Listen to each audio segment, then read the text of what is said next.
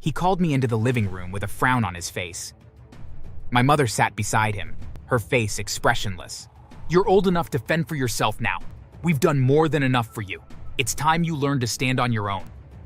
I looked to my mother, hoping for some sign of protest, hoping that, for once, she'd stand up for me. But she only looked away. At that moment, she was like a stranger.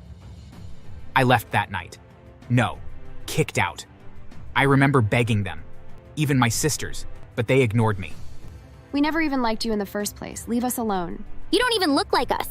You're so different. You clearly don't belong here with us. You've reminded me of that father of yours since he died.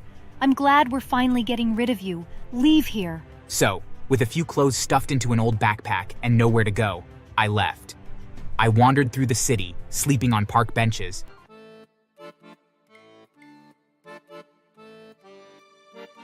I used to believe that family meant love, protection, and loyalty.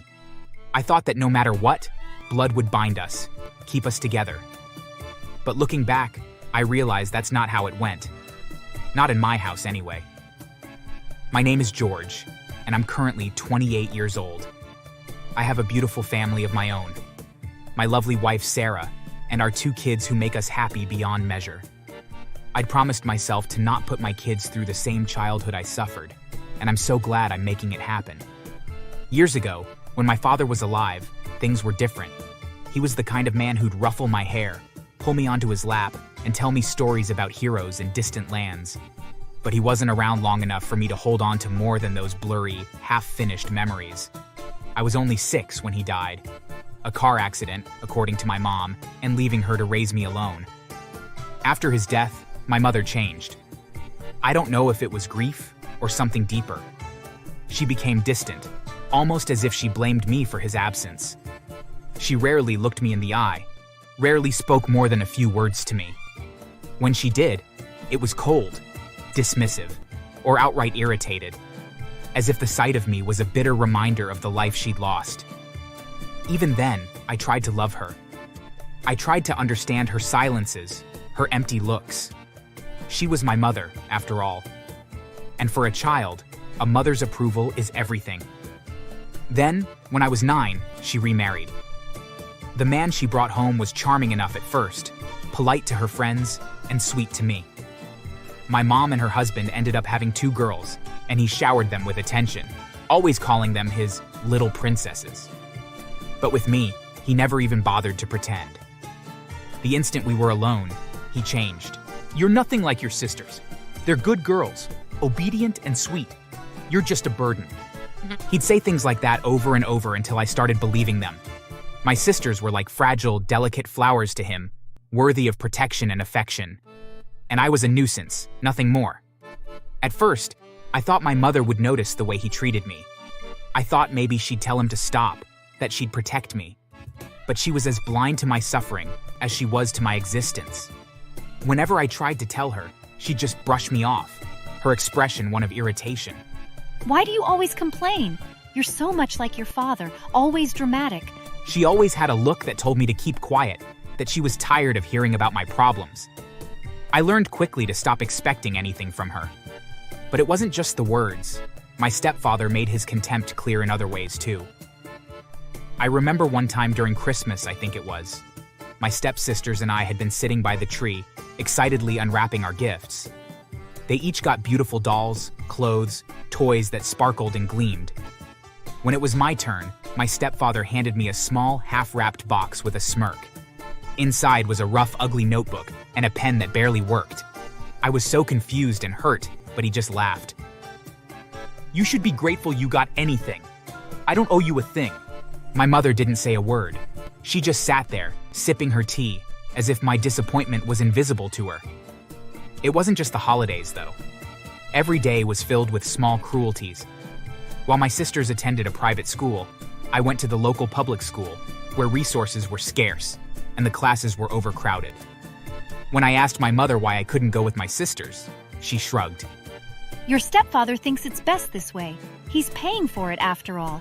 Boys need to toughen up. The irony was bitter. He wasn't my father, and he'd never treated me like a son. Yet he got to decide every aspect of my life while my mother just watched. I was the outsider, the one left on the fringes of my own family. When I didn't finish my chores fast enough, my stepfather's temper flared. Once he caught me washing dishes a little too slowly for his liking. He yanked me by the collar, his face filled with anger. Are you useless? Is that why your father left you behind? Because you're worthless? Those words cut deeper than any slap or shove. My father didn't leave me. He died. But at that moment, my stepfather's words felt like the truth. Like maybe, just maybe, I really was the problem. That night, as I lay in bed, the tears wouldn't stop. My sisters never faced his wrath. To him, they were precious and perfect. If they so much as shed a tear, he was there, comforting them, bringing them sweets, or singing them to sleep. If I cried, he'd only laugh. My mother, though, was the one who hurt me the most. Not because she did anything directly, but because she allowed it all to happen.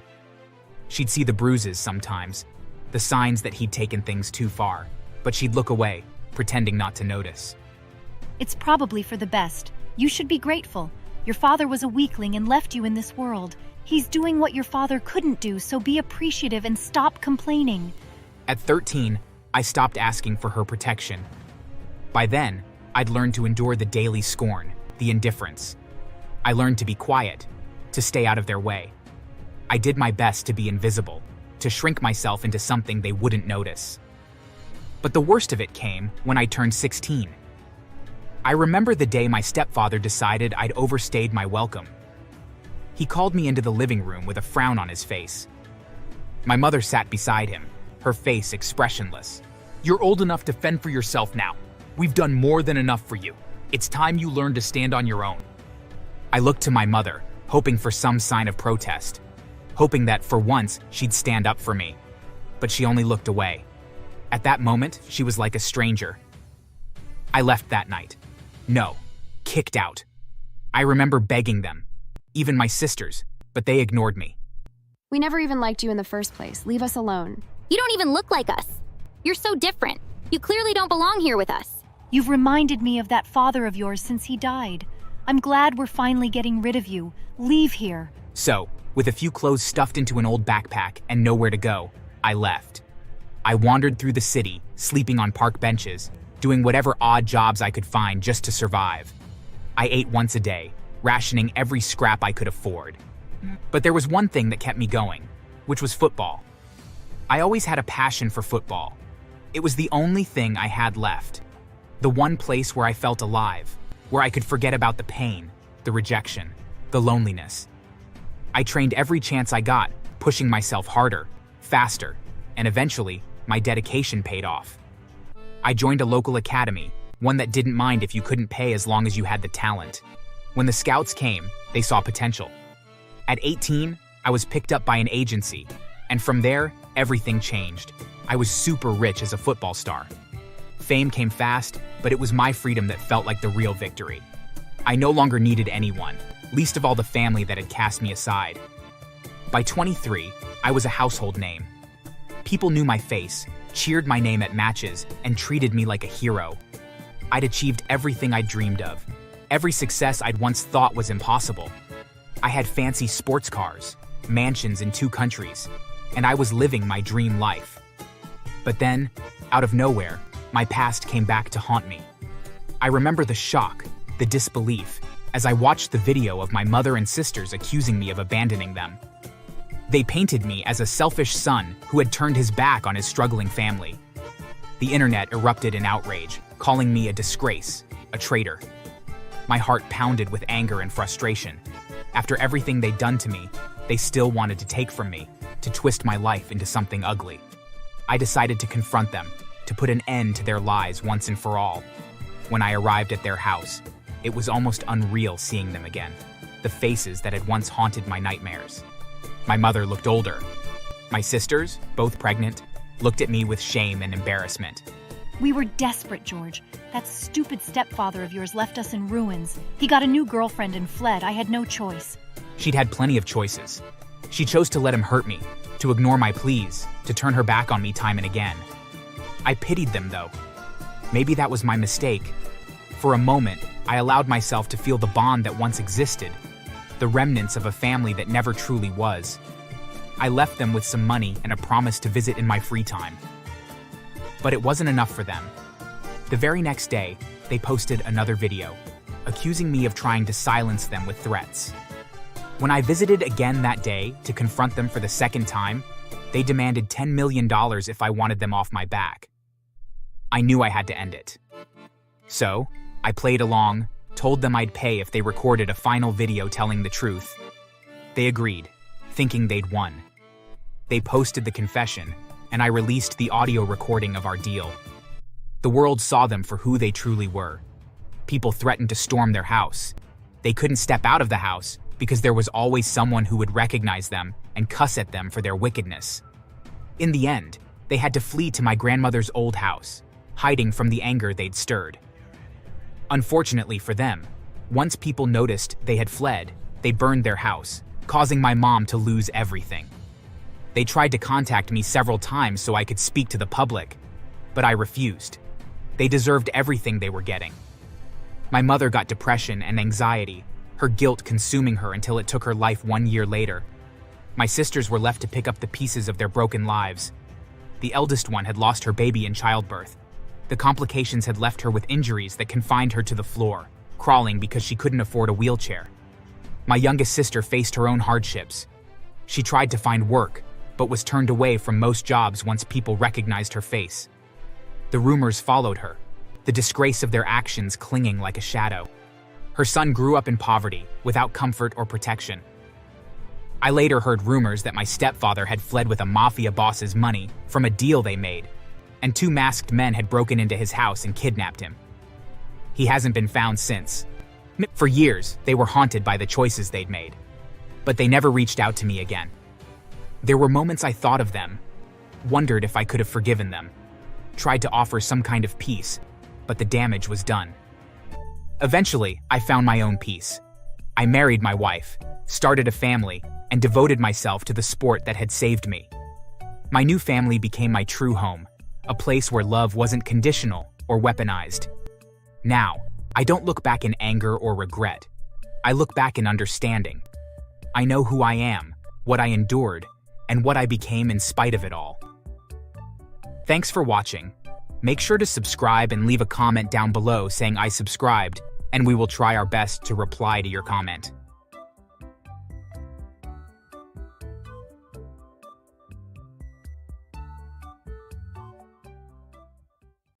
I stared at them in disbelief. It was like they didn't even care. They were sitting there, laughing, like this was all some kind of joke. Sometimes it takes a little bit for my body to react, but I suddenly felt my throat tightening. You guys know I could die, right? Dude, we're not trying to kill you. Stop being such a baby. My throat was closing up, and I rushed over to my backpack and pulled out my EpiPen and used it.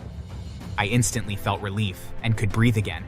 But I still needed to go to the hospital as the EpiPen would only give me a short window of relief.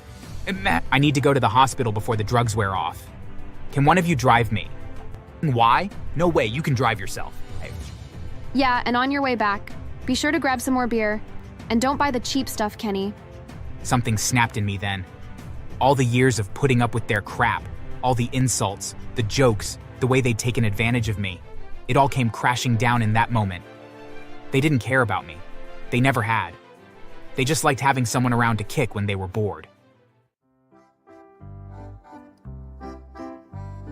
It's funny how long you can put up with people treating you like crap before you realize you've had enough. I guess I just never saw myself as the kind of guy who would stand up for himself. My friends, if you could even call them that, knew that too, and they used it against me every chance they got. For the longest time, I let it slide.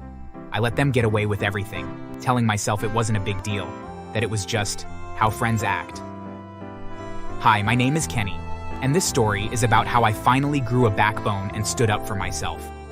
Looking back now, I can see how toxic the whole thing was, how stupid I was to let it get as bad. And when I say bad, I mean life-threatening. They nearly killed me. It started years ago when I first met Ryan. He was funny, charismatic, the life of every party. He had this way of making you feel like you were special just by being around him. And I guess that's why I got sucked in. When he introduced me to his friend group, Ethan and Zoe, it felt like I'd found a place where I belonged. I was never the most confident guy, and being part of their group made me feel important, like I had value just by association. But there was a price. It began with small things. If we were all hanging out at Ryan's place, I'd always be the one who had to make the beer run. Ethan would throw me his keys with a smirk. "Come on, Kenny, you don't mind, right? We'll pay for it next time." "Oh, yeah, it's cool."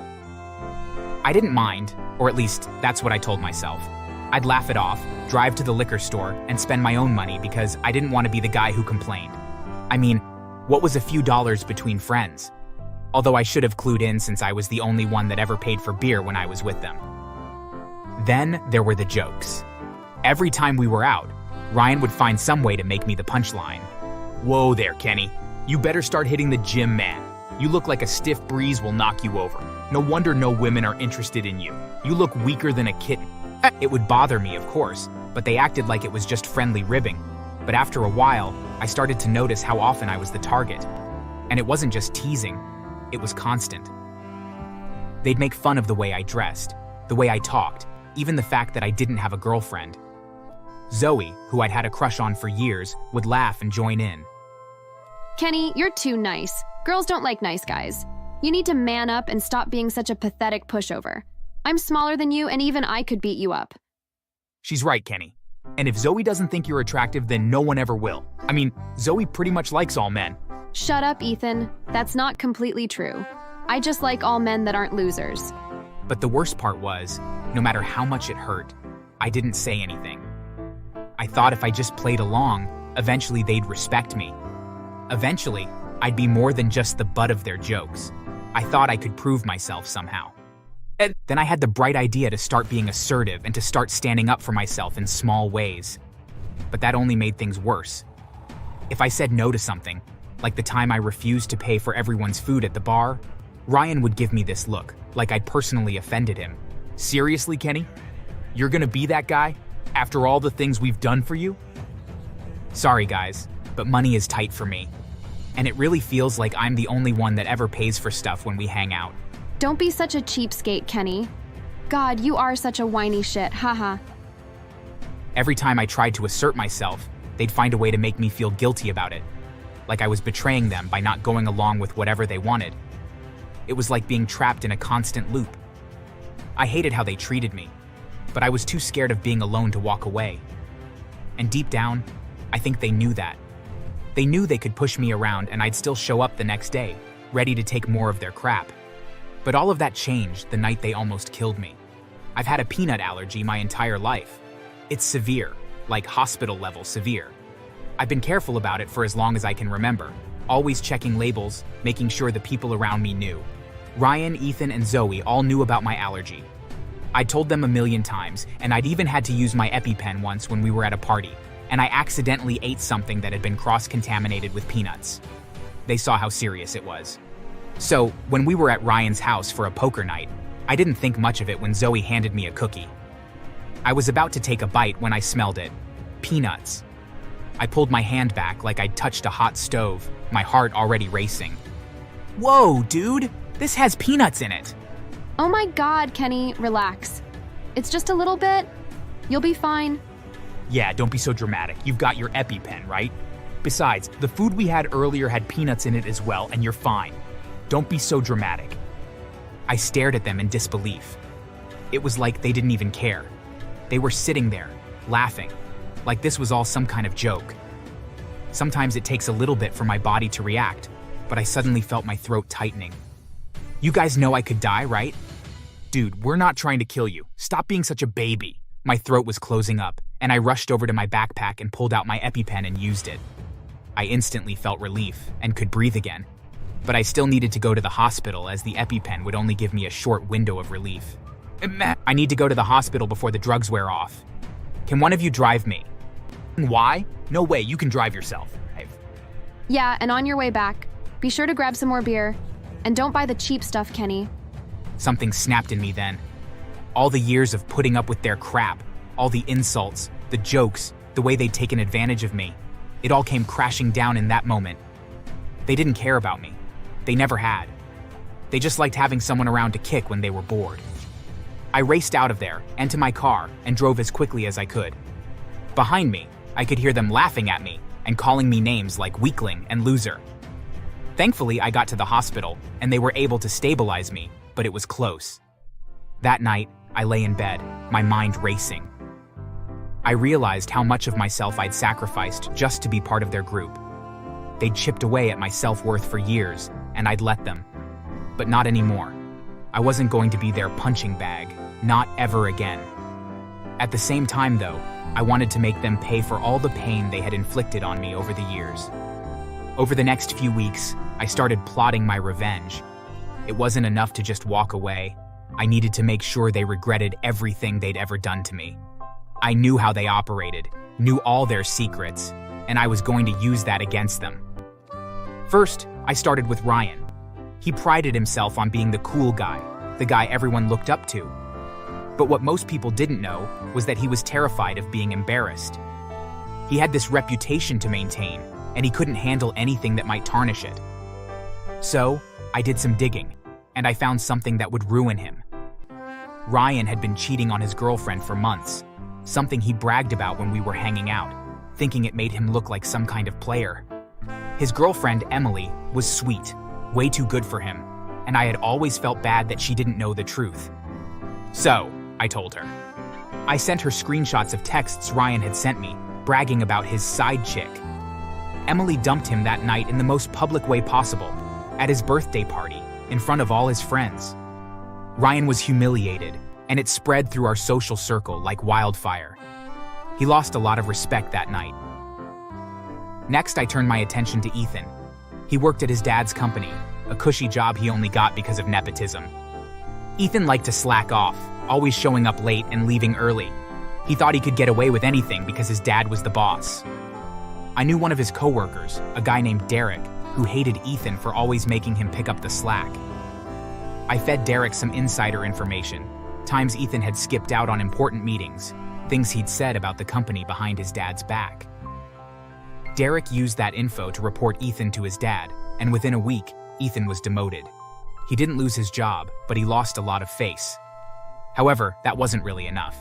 He also had a gambling problem, something that had gotten worse over the years. I knew the guys he owed money to, and I anonymously tipped them off about where Ethan was one night. They showed up at his apartment, demanding the money he owed. Ethan had been avoiding them for months, and they beat him up pretty badly to make the point that they expected him to pay them what he owed. He was forced to sell his most prized possession, which was his car, to pay them off. As for Zoe, well, I knew she had her own secrets. She'd been trash-talking some of her closest friends behind their backs for months, and I had the receipts, literal text messages. I sent those to the group chat, and one by one, her friends confronted her, calling her out for being a two-faced liar. She lost almost everyone, and even got into a few fistfights with some of the women that she had really insulted. However, the real kicker was that Emily, Ryan's ex-girlfriend, found out that Zoe was Ryan's side chick. None of us in the friend group knew about it, but Emily had done some digging and had discovered it, and Emily not only keyed Zoe's car, but she also attacked her with a baseball bat and broke both of her legs as well. When all was said and done, none of them wanted anything to do with me, or each other. I don't think that any of them really knew that I was behind the sudden misfortune that befell all of them, but I didn't care. It was enough that I made them suffer for all the torment they had thrown my way over the years. They never spoke to me again, and I was more than fine with that. For the first time in years, I felt strong, like I'd taken control of my life.